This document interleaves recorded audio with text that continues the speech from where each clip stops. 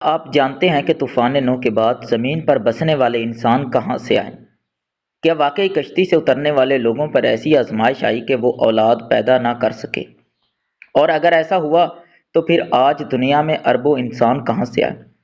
یہ ایک ایسی کہانی ہے جو آپ کے ایمان کو ہلا دے گی، ایک راز جو صدیوں سے چھپا ہوا ہے، اور ایک فیصلہ جو پوری انسانیت کا تقدیر بدل گیا۔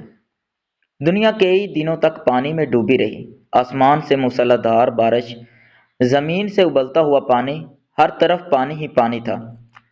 پہاڑ ڈوب چکے تھے، شہر مٹ چکے تھے، اور انسانیت کا غرور ختم ہو چکا تھا۔ صرف ایک کشتی، ایک لکڑی کی کشتی جو اللہ کے حکم سے بنی تھی، اس میں بیٹھے تھے حضرت نوح اور ان پر ایمان لانے والے۔ پھر ایک دن اللہ کا حکم آیا، اے زمین اپنا پانی نگل جا، اور اے آسمان تھم جا۔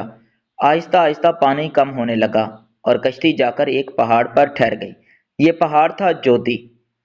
جب دروازہ کھولا گیا تو ایک نئی دنیا ان کے سامنے، خاموش، ویران، بے جان۔ کشتی سے تقریباً 80 افراد باہر نکلے۔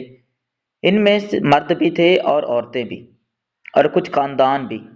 وہ سب زمین پر سجدے میں گر گئے، اللہ کا شکر ادا کیا، لیکن انہیں یہ معلوم نہ تھا کہ اصل آزمائش ابھی باقی ہے۔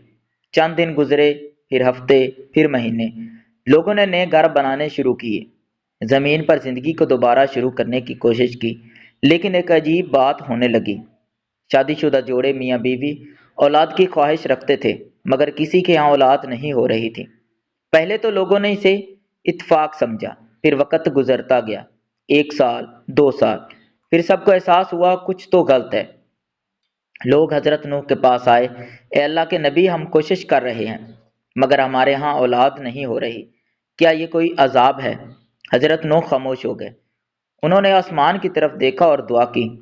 رات کا وقت تھا، ہر طرف خاموشی تھی۔ حضرت نوح سجدے میں گرے اور کہا، یا اللہ، تو نے ہمیں بچایا، تو نے ہمیں نئی زندگی دی، لیکن ہماری نسل ہی نہ بڑھی تو انسانیت کیسے آگے بڑھے گی؟ آنکھوں سے آنسو بہہ رہے تھے۔ یہ ایک باپ کی دعا تھی، ایک نبی کی فریاد تھی۔ پھر ایک دن اللہ کا حکم آیا، اے نوح، غم نہ کرو، ہم نے تمہاری نسل میں برکت رکھ دی ہے، تمہارے بیٹے، ان سے زمین دوبارہ آباد ہوگی۔ حضرت نوح کے 3 بیٹے تھے، سام، حام، یافت۔ اللہ نے ان کی نسل میں ایسی برکت دی کہ آنے والی تمام انسانیت انہی سے پھیلی۔ وقت گزرتا گیا، حضرت سام کی نسل نے مشرق کی طرف سفر کیا، حضرت حام کی نسل نے افریقہ کی طرف گئی، اور حضرت یافت کی نسل شمالی علاقوں میں پھیل گئی۔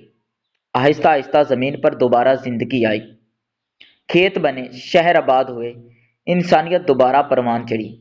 یہ واقعہ ہمیں کیا سکھاتا ہے؟ کہ اللہ جب چاہے تباہ کر سکتا ہے، اور جب چاہے دوبارہ زندگی دے سکتا ہے۔